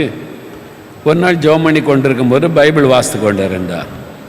அப்போ அதில் வசனத்தில் இருக்கல, நீங்கள் பூமிக்கு உப்பாக இருக்கிறீர்கள், நீங்கள் பூமிக்கு உப்பாக இருக்கிறீர்கள்னு அந்த வசனத்தை வாசித்த உடனே அவருடைய உள்ளத்தில் ஒரு ஏவுதல் வந்ததா, உப்பு பிஸ்னஸ் பண்ணலாம். அவர் வாசனர் யோசித்தார், உப்பு பிஸ்னஸ் பண்ணும்படியான ஒரு ஏவுதல் உள்ளத்தில் வந்தது. உடனே அதை வைத்து ஜெபம் பண்ணினார். ஆண்டவரே, எனக்கு நல்ல கைடன்ஸ் கொடுத்துட்டீங்க, நான் சால்ட் பிஸ்னஸ், உப்பு பிஸ்னஸ் பண்ணணும், அதுக்கு எனக்கு உதவி செய்யுங்க. அதை பற்றி விவரங்கள்லாம் சேகரிக்க ஆரம்பித்தார். உப்பை மொத்தமாக வாங்கணும், குடோனில் சேகரித்து வைக்கணும், அப்புறம் கொஞ்சமாக மற்றவங்களுக்கு சேல் பண்ணணும். பெரிய குடோன் ஒன்று ரெடி பண்ணார். டன்னாக உப்பெல்லாம் சேர்த்து வைத்து பிஸ்னஸ் செய்ய ஆரம்பித்தார். பிஸ்னஸ் நல்லா போகுது, நல்ல வருமானம், ஆசீர்வாதம். ஒரு சமயம் ஒரு பெரிய மழை பெய்து, நம்ம ஊரில் வந்துச்சுல தூத்துக்குடியில் அந்த மாதிரி வெள்ளம், சென்னையில் வந்துச்சுல்ல தண்ணீர், ரோடு தெருவெல்லாம் தண்ணீர், அந்த மாதிரி வெள்ளம் வந்து போயிட்டார். வெள்ளம் அவருடைய குடோனுக்குள்ளெல்லாம் வந்துட்டு, தண்ணீர் உப்புக்குள்ளே வந்தால் என்ன ஆகும்? அவ்வளோதான், வெள்ளம் எல்லா உப்பும் கரைந்து போய்விட்டார். வெள்ளெல்லாம் வடிஞ்சு சில நாள் கழித்து பார்த்தா ஆயிரக்கணக்கான மூட்டை உப்புகள் இருந்த இடத்துல ஒன்றும் இல்லை, எல்லாம் கரைஞ்சி போயிட்டு, எல்லாத்தையும் இழந்துட்டார். ஆனால் அவர் பார்த்த உடனே சோர்ந்து போகலை. ஆண்டவர், இது நீங்கள் கொடுத்த பிஸ்னஸ், நீங்கள் சொன்னதை நான் செய்கிறேன், இதுவரைக்கும் என்னை ஆசீர்வதித்து எனக்கு லாபம் தான் தந்திருக்கிறீங்க, இப்போ அது கரைஞ்சி போச்சு, மழையில் கரைஞ்சி தானே போகும் தண்ணியில், பரவாயில்ல, நீங்கள் என்னை ஆசீர்வதிப்பீங்க. தன்னை திடப்படுத்தி கொண்டு ஸ்தோத்திரம் பண்ணார். அவருடைய மேனேஜர் வந்தார். அவர் பார்த்தா, சார் எல்லா உப்பு மூட்டையும் போயிட்டு எல்லாம் நஷ்டமாயிட்டல்ல, ஆனால் ஒரு காரியம் நம்ம செஞ்சுருக்கிறோம். என்ன செஞ்சுருக்கிறோம்? இன்சூரன்ஸ் பண்ணியிருக்கிறோம், அதனால் எல்லா பணமும் நமக்கு திரும்ப வரப்போகிறது. அப்போ தான் அவருக்கே தெரியும், ஓ நம்ம இன்சூர் பண்ணியிருக்கிறோமா, ஆமாம், இதை இன்சூர் பண்ணதுனால எல்லா பணமும் நமக்கு கிடைச்சிரும், அதை வச்சு அடுத்தாப்புல பிஸ்னஸ் செஞ்சிடலாம். ஆண்டவர் பாருங்க உடனே வழி திறந்தார். அவரை கைவிடவில்லை, வெட்கப்பட்டு போக விடவில்லை, ஒரு நஷ்டம் வந்த உடனே சோர்ந்து போகவில்லை. சிலருக்கு ஒரு சின்ன நஷ்டம் வந்துட்டா உலகமே முடிஞ்சு போச்சுன்னு தலையில் கவிச்சிட்டு உட்காந்துருவாங்க. அவ்வளோதான், செத்துருவோம், குடும்பமாக செத்துருவோன்றாரு. ஏன்? ஒரு நஷ்டம் ஏற்பட்ட உடனே எல்லாம் முடிஞ்சிருமா? இழந்து போனதை திரும்ப அளிப்பேன் என்று கர்த்தர் வாக்கு கொடுத்திருக்கிறார். அப்படின்னா என்ன அர்த்தம்? நீங்கள் இழந்து போகிற சூழ்நிலை வரும், சில சமயத்தில் இழப்புகளை சந்திக்க வேண்டியது வரும். அதனால தான் ஆண்டவர் சொல்லுகிறார், இழந்து போனதை திரும்ப தருவேன். யோபு ஒரு சமயத்தில் இழந்து போனார். ஆடுகள், மாடுகள், மந்தை, ஒட்டகங்கள், வேலைக்காரர்கள் எல்லாவற்றையும் இழந்து போனார். அதோடு முடிந்து விட்டதா வாழ்க்கை? 2 மடங்காக தேவன் திரும்ப கொடுத்தார். கடந்த நாட்களில் நீங்கள் இழந்து போனதை தேவன் உங்களை பல மடங்காய் திரும்ப தருவார். இழந்து போனதை திரும்ப கொடுக்கிற தேவன் அவர். திரும்பவும் ஆசீர்வதிக்கிற தேவன் அவர். உங்களை ஆசீர்வதிப்பார். இழந்து போனது எல்லாம் திரும்ப தருவார். கொரோனா காலத்தில் எல்லாத்தையும் இழந்துட்டோம் பிரதர். சிலர் சொல்றாங்க கொரோனா காலத்தில் எல்லாம் போச்சு, எல்லாம் முடிஞ்சது. கொரோனா காலத்தில் முடிந்து போன அநேகரை திரும்பவும் கர்த்தர் எழும்ப பண்ணி இருக்கிறார். திரும்பவும் ஆசீர்வாதத்தை மேன்மைப்படுத்தி இருக்கிறார். அல்லேலூயா. பஞ்ச காலத்தில் தேவன் ஈசாக்கை ஆசீர்வதித்தார். கொரோனா காலத்தில் நிறைய பேர் ஆசீர்வதிக்கப்பட்டாங்க. மும்பையில், பம்பாய் பட்டணத்தில் பிஸ்னஸ் பண்ணுற சகோதரன் தெரியும். கொரோனா காலெல்லாம் முடிஞ்சு அந்த கொரோனா காலத்தில் நிறைய பிஸ்னஸ் முடக்கப்பட்டது, நஷ்டம், இழப்பு. ஒரு நாள் ஃபோனில் பேசும்போது கேட்டேன், பிரதர், கொரோனா காலத்தில் நிறைய பேர் பிஸ்னஸை இழந்து, வருமானத்தை இழந்து நிற்கிறாங்களே, உங்கள் பிஸ்னஸ் எப்படின்னு கேட்டேன். அவர் சொன்னார், பிரதர், கொரோனா காலத்தில் தான் என் பிஸ்னஸ் பல மடங்காய் பெருகி இருக்கிறது. நான் புதுசாக இடம் வாங்கி இருக்கிறேன், என் பிஸ்னஸ் பெருகி இருக்கிறது என்று சொன்னார். எல்லா லாக்டவுன் காலத்தில் கூட கர்த்தர் உங்களை ஆசீர்வதிக்க முடியும், பெருக செய்ய முடியும். அதை விசுவாசிங்க, அவரை சார்ந்து கொள்ளுங்க. ஆந்திராவில் பிஸ்னஸ் செய்கிற சகோதரரை தெரியும். கொரோனா காலத்துக்கு முன்னால், சில மாதத்துக்கு முன்னால் ஊழியத்துக்காக போயிருந்தோம். அவர் தான் ஊழியத்தை எல்லாம் ஒழுங்கு பண்ணி நடத்தினார்கள். அவங்க ஃபேக்ட்ரியெல்லாம் கொண்டு போய் எங்களை ஜெபிக்க வைத்தார்கள். ஒரு ஃபேக்ட்ரி வச்சு நடத்துகிறாங்க, நிறைய பேர் வேலை செய்கிறாங்க, நிறைய வாகனங்கள்லாம் இருக்கிறது. போய் ஜெபம் பண்ணிட்டு வந்தோம். கொரோனா காலத்தில் எல்லாம் முடக்கப்பட்டு விட்டதே, வெளியே போக முடியாது, ஒன்றும் செய்ய முடியாது. சில மாதங்கள் கழித்தது. என்னோடு தொடர்பு கொண்டாங்க. நான் கேட்டேன், எப்படி இருக்கிறீங்க? கொரோனா காலத்தில் எல்லாம் மூடி கிடக்குது, உங்கள் பிஸ்னஸ் எப்படி இருக்குது? அவர் சொன்னார், கொரோனா காலத்தில் தான் எங்கள் பிஸ்னஸ் பெருகி இருக்குது. புதுசாக வேலைக்கு ஆள் எடுத்திருக்கிறோம், புதிய வாகனம் வாங்கி இருக்கிறோம், பிஸ்னஸ் பெருகி இருக்கிறாரு. கொரோனா காலத்தில், லாக்டவுன் காலத்தில் பெருக செய்ய தேவன் வல்லவராயிருக்கிறார். அப்படி பலரை நான் சந்தித்தேன். ஏன் முடியாத? ஆண்டவரால். பஞ்ச காலத்திலும் ஆசீர்வதிக்க முடியும். பொருளாதார நிலைமையில பாதிப்பு வந்தாலும், என்ன விதமான அரசியல் சூழ்நிலைகள் மாறினாலும், தேவன் உங்களுக்கு வைத்திருக்கிற ஆசீர்வாதத்தை ஒருவரும் தடுக்க முடியாது. நான் உன்னை ஆசீர்வதிக்கவே ஆசீர்வதித்து உன்னை பெருகவே பெருக பண்ணுவேன் என்று வாக்கு கொடுக்கிறார். நீங்கள் பெருகுவீர்கள், தேவன் உங்களை ஆசீர்வதிப்பார். கைட்டு செய்கிற எல்லாவற்றையும் ஆசீர்வதிப்பேன் சொல்லுகிறார். ஆசீர்வதிப்பேன். மூன்றாவது, மறுபடியும் அந்த வசனத்தை வாசிக்க கேட்போம். யோபு 1 அதிகாரம் 10வது வசனம். நீர் அவனையும் அவன் வீட்டையும் அவனுக்கு உண்டான எல்லாவற்றையும் சுற்றி வேலி அடைக்கவில்லையோ? அவன் கைகளின் கிரியையை ஆசீர்வதித்தீர், அவனுடைய சம்பத்து தேசத்தில் பெருகிற்று. மூன்றாவது, சாத்தான் சொல்லுகிறான், அவனுடைய சம்பத்து தேசத்திலே பெருகிவிட்டது. நீர் அவனை பாதுகாக்கிறீர், அவன் கைட்டு செய்கிற எல்லாவற்றையும் ஆசீர்வதிக்கிறீர், அவனுடைய சொத்துக்கள் தேசத்தில் பெருகி கொண்டே இருக்கிறது. அவருடைய சம்பத்து தேசத்தில் பெருகிற்று, சொத்துக்கள் பெருகி கொண்டே இருக்கிறது. பெருக்கம், அதுதான் ஆண்டவர் கொடுக்க விரும்புகிற இன்னொரு ஆசீர்வாதம். Multiplication. I will multiply you. நான் உன்னை பெருக பண்ணுவேன். ஆண்டவர் சொல்லுகிறார், என் மகனே, மகளே, உன் கையின் பிரயாசத்தை ஆசீர்வதித்து உன் வியாபாரத்தை பெருக பண்ணுவேன், வருமானத்தை பெருக பண்ணுவேன் என்று ஆண்டவர் சொல்லுகிறார். தேசத்தில் யோபின் சம்பத்து பெருகிற்று. அதனால் எங்கே போனாலும் இந்த தோட்டம் யாருக்கு? யோபுக்கு.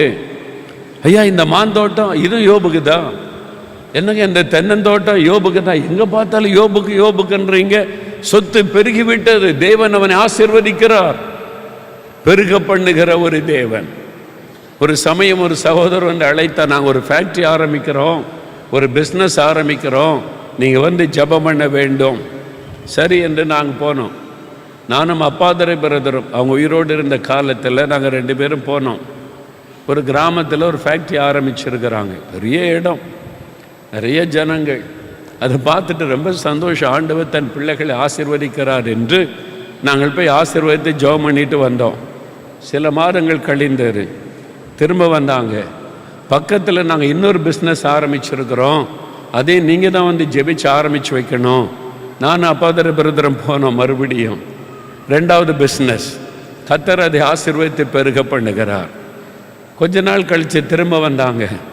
இன்னொரு பிஸ்னஸ் ஆரம்பிச்சிருக்கிறோம், நீங்கள் ஆசீர்வதிக்க வரணும். பழைய பிஸ்னஸ் எப்படி இருக்குது? அது பெருகி கொண்டே இருக்கிறார். 3வது ஆசீர்வாதம். அதுதான் எங்களுக்கு சந்தோஷம். தேவன் தன் பிள்ளைகளை ஆசீர்வதித்து பெருக பண்ணுகிறார். உங்களை பெருக பண்ணுவார். உங்களுடைய வியாபாரத்தை பெருக பண்ணுவார். உங்களுடைய தொழிலை பெருக பண்ணுவார். அவர் பெருக பண்ணுகிற தேவன். சம்பத்துகள் தேசத்திலே பெருகும். உங்களை பெருக பண்ணுவார். நிறைய பேர் ஊழியத்தை தான் பெருக பண்ணுவார், ஊழியத்துக்கு இடத்தை பெருக பண்ணுவார் நினைக்கிறோம். உண்மைதான், ஊழியத்தின் இடத்தையும் பெருக பண்ணுவார். நான் பாருங்க, தேவனுடைய வீடு முதலாவது கட்டும்போது 1/2 ஏக்கர் நிலம். சகோதரர் டிஜேசி தினகரன் வந்து தேவனுடைய வீட்டை திறந்து வைத்தார்கள். அந்த நாட்கள் அதுவே எங்களுக்கு பெரிய இடமா இருந்துச்சு. 3000 பேர் உட்கார்ற இடம். நாங்கள் ஜெபம் பண்ணும்போது ஆண்டவர் சொன்னார், ஜெபக்குழுவில் உபவாசம் பண்ணி ஜெபிக்கிறோம். நாங்கள் இடத்தையும் கேட்கல, பெருசாக்குன்னு சொல்லலை. திடீர்னு ஆவியானவர் இறங்கினார். என் மகனை நீ வடக்கையும் தெற்கையும் கிழக்கையும் மேற்கையும் இடங்கொண்டு பெருகுவாய் அப்படின்னா 4 பக்கம் நான் அவனை பெருக பண்ணுவேன்னு சொன்னார். அதுக்கப்புறம் தான் நான் யோசித்து பார்த்தேன், 4 பக்கமும் எங்கே இருக்குது இடம்? 4 பக்கம் இடம் இருக்குது, வேக்கண்ட் லேண்டாக தான் இருக்குது. இன்றைக்கு தேவனுடைய வீட்டை 4 பக்கமும் இடம் தந்திருக்கிறார் ஆண்டவர். அவர் வாக்கு கொடுத்தால் அவ்வளவுதான், அவர் நிறைவேற்றுவார். நான் நினைத்தே பார்க்கல, நாங்கள் அதுக்கு ஜெபிக்கவும் இல்லை. தேவனுடைய வாக்கு தத்தம். உங்களுடைய வியாபாரத்தின் எல்லைகளை விஸ்தாரமாக்குவார். உங்களுடைய தொழிலின் எல்லைகள் விஸ்தாரமாக்கப்படும். உங்களுடைய பிசினஸை தேவன் பெருக பண்ணுவார். உங்களுடைய வருமானத்தை பெருக பண்ணுவார். அதுதான் தேவனுக்கு விருப்பம். அநேக ஆண்டுகளுக்கு முன்னால ஒரு குடும்பத்தார் வந்து அழைத்தாங்க, ஒரு சின்ன ஃபேக்ட்ரி திறக்கிறோம், நீங்கள் வந்து ஜாப் பண்ணி ஆரம்பித்து வைக்கணும்னு சொல்லி. சரி என்று நான் போனேன். ஊருக்கு வெளியில் ஒரு சின்ன இடத்துல ஒரு சின்ன ஃபேக்ட்ரி. அந்த ஃபேக்ட்ரியில் ஒரு 4-5 பேர் தான் வேலை செய்வாங்க, அவ்வளோதான், சின்ன ஃபேக்ட்ரி. அது போன போது அதை போய் ஜாப் பண்ணி ஆரம்பித்து வைத்தோம். அவங்களுக்கு ரொம்ப சந்தோஷம், நமக்கு ஒரு ஃபேக்ட்ரி, ஒரு பிஸ்னஸ் இன்னைக்கு ஆரம்பிக்கிறோன்னு. ஜெபம் முடிந்தது. அவங்க மற்ற வேலைகளை செய்து கொண்டு இருந்தாங்க. நான் சும்மா அந்த இடத்தை சுற்றி பார்த்தேன். எல்லா பக்கமும் காடு மாதிரி சும்மா இடம் கிடக்கிறது. ஒரு கட்டடம் இல்லை, வீடும் இல்லை, எதுவும் இல்லை, எல்லாம் சும்மா கிடக்கிறது. நான் அதை சும்மா அப்படி பார்த்து கொண்டிருக்கும் போதே ஆவியானவர் சொல்லுகிறார், இந்த இடத்தை எல்லாம் நான் இந்த குடும்பத்துக்கு தரப்போகிறேன், நான் விஸ்தாரமாக்க போகிறேன். நான் உன்கிட்ட சொன்னேன், இந்த இடம்லாம் யாருக்குரியதுன்னு கேட்டேன். ஐயோ, அது நமக்குரியது இல்லை, இந்த சின்ன இடம்தான் நமக்குரியது, அவ்வளோதான். அது யாருக்குரியதுன்னு எனக்கு தெரியாது. ஆனால் சீக்கிரத்தில் அது உங்களுக்கு சொந்தமாக போகிறது. உங்களுடைய பிஸ்னஸின் எல்லை விரிவாக போகிறது. ஆண்டவர் உங்களுடைய தொழிலை பெரிதாக்க போகிறார். அவங்க சிரித்து கொண்டாங்க. ஏன்னா அவங்களுக்கு அந்த ஐடியாவே இல்லை. இது போதும், இவ்வளவுதான் நினைத்தாங்க. ஆனால் தேவன் பெரிய திட்டம் வைத்திருக்கிறார். சில வருடங்கள் கழிந்து நான் போன போது அதே இடத்துல பெரிய இடத்தை ஆண்டவர் கொடுத்து பெரிய ஃபேக்டரியை கர்த்தர் ஆரம்பிக்க வைத்து 100கணக்கான பேர் அங்கே வேலை செய்கிறதை பார்க்க முடிந்தது. தேவன் பெருக பண்ணுகிற தேவன். ஆண்டவர் சொல்லுகிறார், நான் உன்னை ஆசீர்வதித்து பெருக பண்ணுவேன். இன்றைக்கு கடன் தான் பெருகுது ஐயா, வட்டி தான் பெருகுது. மாசத்துக்கு 50,000 ரூபா வட்டி, 60,000 ரூபா வட்டிக்கு போது, 1,00,000 ரூபா வட்டிக்கு போது, வட்டி தான் பெருகி கொண்டிருக்கிறது. இனி வருகிற வருஷத்துல வட்டி இல்லாமல் போய்விடும். உங்களுடைய வருமானம் பெருகும். கர்த்தர் உங்களை பெருக பண்ணுகிற தேவன். நீங்கள் விசுவாசிங்க. இந்த 3 விதமான ஆசீர்வாதங்களுக்காய் கர்த்தரை விசுவாசியுங்கள். ஆனா எப்படி அது பெருகும்? ஆண்டவர் எப்படி பெருக பண்ணுவார்? லூக்கா 6ஆம் அதிகாரம் 38ஆம் வசனத்தில் இயேசு சொல்லுகிறார், கொடுங்கள் அப்பொழுது உங்களுக்கும் கொடுக்கப்படும், அமுக்கி குலுக்கி சரிந்து விழும்படியாய் நிரம்பி வழியும்படியாய் உங்கள் மடியிலே போடப்படும். தேவன் கொடுக்கிற ஆசீர்வாதம் எப்படியாம்? நிரம்பி வழிகிற ஆசீர்வாதம், பெருக பண்ணுகிற ஒரு ஆசீர்வாதம். யாருக்கு தேவன் கொடுப்பாராம்? நீங்கள் கொடுத்தால் உங்களுக்கு கொடுக்கப்படும். 2 வேத வசனங்களை வாசிப்போம். நீதிமொழிகள் 3ஆம் அதிகாரம் 9-10 வசனங்களை பாருங்கள். உன் பொருளாலும் உன் எல்லா விளைவின் முதற்பலனாலும் கர்த்தரை கனம் பண்ணு, அப்பொழுது உன் களஞ்சியங்கள் பூரணமாய் நிரம்பும், உன் ஆலைகளில் திராட்சை ரசம் புரண்டோடும். உன் பொருளாலும் உன் எல்லா விளைவின் முதற்பலனாலும் கர்த்தரை கனம் பண்ணு. தேவனுக்கு கொடுத்து ஆண்டவரை கனம் பண்ணு. ஒரு வருமானத்திலே தேவனுக்கு கொடுக்க வேண்டிய பங்கை கொடுத்து ஆண்டவரை கனம் பண்ணு. அப்பொழுது உன் களஞ்சியங்கள் பூரணமாய் நிரம்பும். அப்பதான் நிரம்பும், உன் களஞ்சியம் பூரணமாய் நிரம்பும். உன் ஆலைகளில் திராட்சரசம் புரண்டு ஓடும். நிரம்பி வழிகிற ஆசீர்வாதம் எப்பொழுது வரும்? நீங்கள் கொடுக்க கொடுக்க கொடுக்க தேவன் உங்களை பூரணமாய் ஆசீர்வதித்து பெருக பண்ணுவார். இங்கே சாட்சி சொன்ன அநேகர் சொன்னார்கள், நான் ஊழியத்துக்கு கொடுக்க கொடுக்க கொடுக்க, சுவிசேஷம் அறிவிக்க அறிவிக்க அறிவிக்க, மிஷனரிகளை தாங்க தாங்க தாங்க தேவன் உங்களை ஆசீர்வதித்து பெருக பண்ணினார். அதுதான் ரகசியம். கொடுக்க கொடுக்க நீங்க ஆசீர்வதிக்கப்படுவீங்க. 2 காரியத்துக்கு கொடுக்க வேண்டும் என்று ஆண்டவர் விரும்புகிறார்.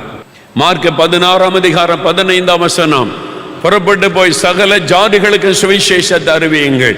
தேவனுடைய பிரதான கட்டளை சுவிசேஷத்தை அறிவிப்பது. இயேசு என்கிற நற்செய்தி எல்லா மக்களுக்கும் சொல்லப்பட வேண்டும். யார் யார் அதற்கு உதவியாக இருப்பார்களோ அவர்களை கர்த்தர் ஆசீர்வதிப்பார்.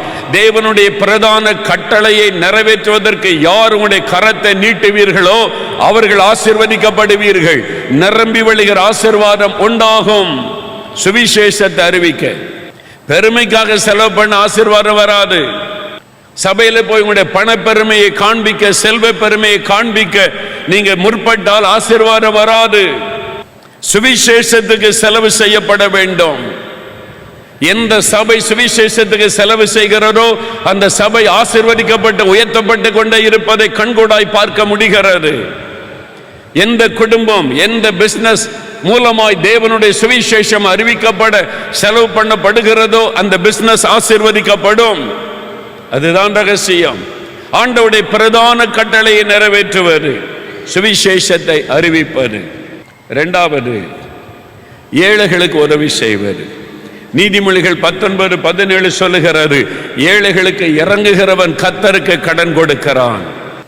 ஏழை மக்கள் நிறைய பேர் இருக்கிறாங்க. பாதிக்கப்பட்ட மக்கள், பசியோடு படுக்கைக்கு போகிற மக்கள், அவங்களுக்கு உதவி செய்யுங்க. அதுக்கு தான் ஒரு பக்கம் குட் சமாரிட்டன் கிளப் மூலமாய் உதவி செய்கிறோம், இன்னொரு பக்கம் நியூ லைஃப் ஊழியத்தின் மூலம் நாம் உதவி செய்கிறோம். சென்னையில், மதுரையில், திருச்சியில் சுமார் 1000க்கும் அதிகமான பேருக்கு ஒருவேளை உணவு நாம் கொடுத்து கொண்டு வருகிறோம். பல மாதமாய் கொடுத்து கொண்டு வருகிறோம். அந்த ஏழை மக்கள் எவ்வளோ சந்தோஷப்படுறாங்க. எனக்கு ஒருவேளை உணவு சூடாக கொடுக்குறீங்களே என்று மகிழ்ச்சி அடைகிறார்கள். சென்னையிலேயே கிட்டத்தட்ட 1000 பேருக்கு வழங்குகிறோம். திருச்சியில், மதுரையில் ரோட்டோரத்தில் படுத்து கிடக்கிறவர்கள், ஒருவேளை சாப்பாடு இல்லாமல் பசியோடு தூங்க போகிற மக்களை கண்டுபிடித்து நம் ஊழியத்தின் மூலம் உணவு கொடுத்து வருகிறோம். அது அவங்களை எவ்வளோ சந்தோஷப்படுத்துது தெரியுமா? அது ஆண்டவரை சந்தோஷப்படுத்துகிறது. அதனால தான் கர்த்தர் நிரம்பி வழிகிற ஆசீர்வாதத்தை ஊழியத்துக்கு தருகிறார். ஆண்டவர் விரும்புகிறதை செய்யும் பொழுது குட் சமாரிட்டன் கிளப் மூலமாய் பாதிக்கப்பட்ட மக்களுக்கு உதவி செய்கிற மக்களை தேவன் மகிழ்ச்சியோடு ஆசீர்வதிக்கிறார். நாம் ஒவ்வொருவரும் அதை செய்ய வேண்டும் என்று கர்த்தர் விரும்புகிறார். அப்போஸ்தலர் 10ஆம் அதிகாரம் 2-4 வசனத்தை பாருங்கள். கொர்நேலியு என்கிற ரோம அதிகாரி, அவனுக்கு இயேசுவை தெரியாது, இன்னும் ரட்சிக்கப்படவில்லை, ஆனால் தெய்வ பயமுள்ள மனிதன். அதனால ஏழைகளுக்கு மிகுதியாய் தர்மம் செய்து கொண்டு வந்தானா. மிகுதியாய் தர்மம். ஆண்டவர் தூதனை அனுப்புகிறார், நீ போ, கொர்நேலியு வீட்டுக்கு போ, எதுக்கு ஆண்டவர்? அவனுடைய ஜெபங்களும் அவனுடைய தான தர்மங்களும் என் சமூகத்தில் வந்திருக்கிறது. கொர்நேலி செய்கிற தான தர்மம் என் சமூகத்தில் நினைப்பொட்டுதலாய் வந்திருக்கிறது. அவன் ஏழைகளுக்கு கொஞ்சம் உதவி செய்தவுடன் பரலோகத்தில் அது போய் நிற்கிறது. பரலோகத்தில் உங்களுக்கு பொக்கிஷம் உண்டா? தேவனுடைய சுவிசேஷத்துக்கு கொடுக்கும் பொழுது பரலோக பொக்கிஷத்தில் உங்கள் பணம் போய் சேரும். ஏழைகளுக்கு உதவி செய்யும் போது உங்களுடைய பணம் பரலோக பொக்கிஷத்தில் சேர்க்கப்படும். வெறும் பெருமைக்காக, புகழுக்காக, ஆசீர்வாத தட்டு என்று பெருமைக்காக லட்சக்கணக்காய் பணம் கொடுத்து சபையில பெருமை பாராட்டுகிற அவருடைய பணம் பரலோகத்துக்கு போகாது. ஆத்ம பாரத்தோட மிஷனரி ஊழியத்துக்கு செய்யுங்க, ஆலயத்தை கட்டி கொடுங்க. பெருமைக்கு இடம் கொடுக்காதபடி தாழ்மையாய் சுவிசேஷத்தை அறிவிக்க செலவு பண்ணினால் உங்களுடைய பணம் பரலோக கணக்கில் சேர்க்கப்படும். பெருமை உள்ளவர்களுக்கு தேவன் எதிர்த்து நிற்கிறார். ஏழைகள் சபையில் அவமானப்படுத்தப்படுகிறார்கள். அந்த காரியத்தை செய்யாதுங்க, தேவன் அதை அங்கீகரிப்பதில்லை. ஏழைகளுக்கு உதவி செய்யுங்க. மிஷனரிகள் எத்தனை பேர், லட்சக்கணக்கான பேர் தன் உயிரை பணயம் வைத்து ஊழியம் செய்கிறார்கள். தேவனுடைய ராஜ்யம் கட்டப்பட கரத்தை நீட்டுங்கள். என் ஆண்டவர் கொடுத்த கட்டளை 50 கோடி பேருக்கு சுவிசேஷம் அறிவிக்கணும். இப்ப அதுதான் எங்களுடைய தரிசனம், தாகம், ஜெபம், எங்களுடைய முழு கவனம் எல்லாம் 50 கோடி பேருக்கு இந்தியாவில் சுவிசேஷம் சொல்லணும். ஆண்டவரே, 5 கோடி ஆத்மாவாவது ரட்சிக்கப்படணும். என்ன செய்யணும்? அதற்காக தீவிரமாக செய்ய வேண்டும். ஆண்டவர் என்ன விரும்புகிறாரோ அதை செய்ய வேண்டும். 1200 சில்லற மிஷனரிகளை தாங்கி வருகிறோம். 2030க்குள்ள 2000 மிஷனரிகளையாவது தாங்க வேண்டும். இதுவரை சுமார் 500 ஆலயத்தை கட்டி இருக்கிறோம். 1000 ஆலயங்களை கட்ட வேண்டும். தேவன் விரும்புகிறதை செய்தால் தேவன் ஆசீர்வதித்து நிரம்பி வழிய பண்ணி கொண்டே இருப்பார். நீங்க அதை யோசிங்க. கர்த்தருக்கு பிரியமானபடி உங்களுடைய பணம் செலவு செய்யப்பட வேண்டும். தேர்தலுக்காக சர்ச்சில் தேர்தலுக்காக பணம் செலவு பண்ணீங்க, சாபம் வரும். சுவிசேஷத்துக்காக செலவு பண்ணாத சில ஆட்கள் சர்ச்சில் அரசியல் பண்ணுவதற்கு லட்ச லட்சமா பணம் செலவு பண்ணுகிறார்கள். சாபத்தை தலையில குவித்துக் கொள்ளுகிறார்கள். அதை செய்யாதங்க. உங்க பணம் வீணாக கூடாது. சபையில் அரசியல் பண்ணுவதற்கு, சபையை பிரிப்பதற்கும் உங்களுடைய பணத்தை செலவு பண்ணக்கூடாது. தேவனுடைய ராஜ்யம் கட்டப்பட, சுவிசேஷம் அறிவிக்கப்படத்தான் உங்களுடைய பணம் செலவு செய்யப்பட வேண்டும். உங்க பணத்தை எப்படி செலவு செய்கிறீர்கள் தேவன் கவனிக்கிறார். சுவிசேஷம், ஏழைகள், அதுல கவனம் செலுத்துங்க. எபிரேயர் 13:16 சொல்லுகிறது, நன்மை செய்யவும் தான தர்மம் செய்ய மறவாதிருங்கள். இப்படிப்பட்ட பலிகள் மேல் தேவன் பிரியமாயிருக்கிறார். இந்த வருஷத்தில் 2 மாதம் கடந்து விட்டது. ஆண்டவர் உங்களை வருமானத்தில் ஆசீர்வதித்திருக்கிறார். எவ்வளவு பணம் ஏழைகளுக்காக செலவு பண்ணீங்க? எவ்வளவு பணம் விதவைகளுக்காக செலவு பண்ணினீங்க? ஆண்டவர் விதவைகள் மீதும் தகப்பனல்லாத பிள்ளைகள் மீதும் அக்கறை உள்ள ஒரு தேவன். விதவைகள் படுகிற உபத்திரவத்தில் அவளை விசாரிப்பது உண்மையான பக்தி என்று வேதம் சொல்லுகிறது. ஏழைகள் மீது அக்கறை இல்லாத ஒரு மனிதன் அவன் இயேசுவை சரியாக அறிந்து கொள்ளவில்லை என்று அர்த்தம். வேதத்தை தெரியாதவன் என்று அர்த்தம். வசனம் திரும்ப திரும்ப சொல்லுகிறது, நன்மை செய்யுங்க, ஏழைகளை நினைத்துக் கொள்ளுங்க, தரித்திரரை நினைத்துக் கொள்ளுங்க, விதவைகளுக்கு உதவி செய்யுங்கள் என்று வேதம் சொல்லுகிறது. பாதிக்கப்பட்ட மக்களுக்கு உதவி செய்யுங்கள். உங்களுடைய பணத்தை வீணான காரியத்துக்கு செலவு செய்யாதங்க. பிறந்த நாளுக்கு 10,000 ரூபாய் செலவு பண்ணி 5 ஸ்டார் ஹோட்டல்ல பார்ட்டி நடத்தாருங்க. பிறந்த நாள், கல்யாண நாள் என்ன லட்சக்கணக்கா பணத்தை செலவு பண்ணி பார்ட்டி நடத்தாருங்க. 100 ஏழைகளை வீட்டில் கூப்பிட்டு சாப்பாடு கொடுங்க. சொந்தக்காரங்களை கூப்பிட்டு டாம்பிகம் பண்ணாதங்க.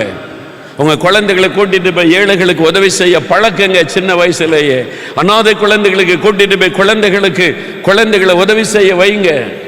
இதுதான் உண்மையான பிறந்த நாள் பிள்ளைகளுக்கு கற்றுக் கொடுங்க. மாறட்டும் கிறிஸ்தவ சமுதாயம்.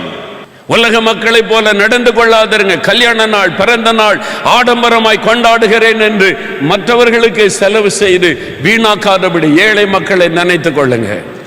குடும்பத்தாருக்கே செய்து பெருமை பாராட்டி கொண்டு இருக்காதுங்க. உங்களை சுற்றிலும் இருக்கிற கஷ்டப்படுகிற மக்களுக்கு உதவி செய்யுங்க. அது ஆசீர்வாதம்.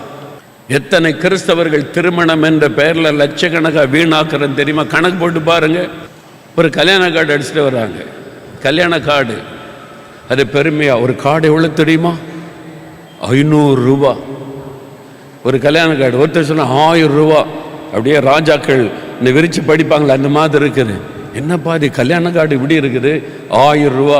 1000 ரூபான்னு எங்கள் வீட்டில் ஃப்ரேம் போட்டு வைக்க போகிறேன், நான் தேதியை பார்த்துட்டு குப்பத்தொட்டில் போட போகிறோம். அதுக்கு எதுக்கு பெருமை? கல்யாண வீட்டில் எத்தனை பெருமை, கார்டு அடிக்கிறதுல பெருமை, அலங்காரம் பண்ணுவதில் பெருமை. அளவோடு செய்யுங்க, தப்பில்லை. அலங்காரம் பண்ணுவது, விருந்து செய்வது தப்பில்லை, மகிழ்ச்சி தான் கல்யாண வீடு. அது அனாவசியமா சரியானதான்னு யோசித்து பாருங்க, யோசித்து செய்யுங்க. ஆண்டவர்கிட்ட கேட்டு செலவு செய்யுங்க. வீணான காரியத்துக்கு செலவு செய்யாதபடி அவசியமானதுக்கு செலவு செய்ய பழகுங்கள். எத்தனை வீண் செலவுகள் கிறிஸ்தவ கல்யாணங்களிலே யோசித்து பாருங்க, உங்களுக்கே தெரியும். ஆண்டவர்கிட்ட தாழ்த்தி, ஆண்டவரே நாங்கள் சரியான விதத்தில் எங்கள் பணத்தை செலவு பண்ணணும் அப்படின்னு சொல்லுங்க. ஒரு சாபத்தை குறித்து நிறைய பைபிள் ஒரு வசனம் இருக்குது. ஒரு காரியத்தை ரொம்ப ஆண்டவர் என்கிட்ட பேசினார். சில வருஷமாக சில ஆண்டவருடைய பிள்ளைகள் ரட்சிக்கப்பட்டவங்க, நல்லா ஜெபிக்கிறவங்க, பெரிய பிஸ்னஸ் செய்கிறவங்க. ஆனால் சமீப நாட்களில் அவனுடைய பிஸ்னஸ் பாதிக்கப்பட்டு ரொம்ப கஷ்டம், பிஸ்னஸில் நஷ்டம், இழப்பு, கடன், நெருக்கம், எல்லா இடத்துல முடக்கம், என்ன பண்ணு தெரியல. ஆனால் அவங்க வெறும் கிறிஸ்தவங்களுடைய ரட்சிக்கப்பட்டிருக்காங்க, நல்லா ஜெபிக்கிறாங்க, ஆண்டவர் மேலே அன்பெல்லாம் இருக்குது, பெரிய வீடு, நல்ல வசதி எல்லாமே இருக்குது, பெரிய ஃபேக்ட்ரி எல்லாமே இருக்குது. இப்போ முடக்கப்பட்டு விட்டார், பிஸ்னஸ் எல்லாம் முடக்கப்பட்டு நஷ்டமாகி கடன்காரங்க நெருக்கிறாங்க, என்ன பண்ணன்னு தெரியல. நிலங்களெல்லாம் விற்கணும்னு பார்க்குற, விற்கவும் முடியல, நிறைய பிரச்சனை.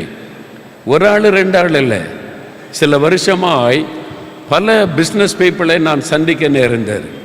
எல்லாருமே ரட்சிக்கப்பட்டவங்க, நல்ல ஆண்டவரை நேசிக்கிறவங்க. எனக்குள்ள கேள்வி, ஏன் ஆண்டவரே, ஓய் லார்ட், அவங்க ரட்சிக்கப்பட்டவங்க, நல்ல ஜெபிக்கிறவங்க, பக்தி உள்ளவங்க, ஏன் அவங்களுடைய பிஸ்னஸ் முடக்கப்பட்டார்? நல்லா தானே இருந்தது, இப்போ ஏன் அவங்க கஷ்டத்துக்குள்ள ஆனாங்க? ஆண்டவர் சொன்னார், நான் இவங்களை ஆசீர்வதிக்கிறேன்னு எதுக்காக? இவங்க மற்றவங்களுக்கு ஆசீர்வாதமாக இருப்பாங்கன்னு தான் நான் ஆசீர்வதித்தேன். ஆனால் இவங்க சுயநலமாய் வாழுகிறாங்க, தங்களுக்கு மட்டும் வசதியை பெருக்கிக் கொள்கிறாங்க, தங்களுக்கு மட்டும் வீட்டுக்கு மேலே வீடு, வாகனத்துக்கு மேலே வாகனம் வாங்கி கொள்கிறாங்க.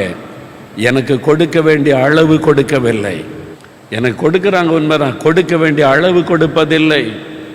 எனக்கு கொஞ்சமாக கொடுத்துட்டு அவங்க ஆடம்பரமாய் வாழுகிறார்கள்.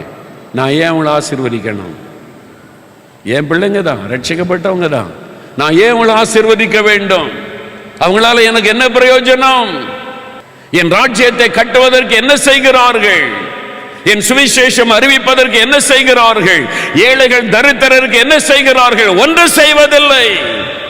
நான் ஏன் இவர்களை ஆசீர்வதிக்க வேண்டும்? அதுதான் காரணம். ஒரு வசனம் என்ன சொல்லி தெரியுமா?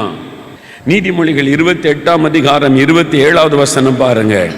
தரித்திரருக்கு கொடுப்பவன் தாழ்ச்சி அடையான், தன் கண்களை ஏழைகளுக்கு விலக்குகிறவனுக்கோ அநேக சாபங்கள் வரும். தரித்திரனுக்கு கொடுப்பவன் தாழ்ச்சி அடையான், அவனுக்கு குறைவே இருக்காது.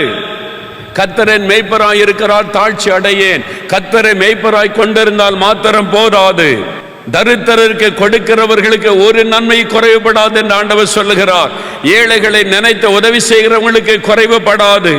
அதே சமயத்தில் தன் கண்களை ஏழைகளுக்கு விலக்குகிறவனுக்கோ அநேக சாபங்கள் வரும்.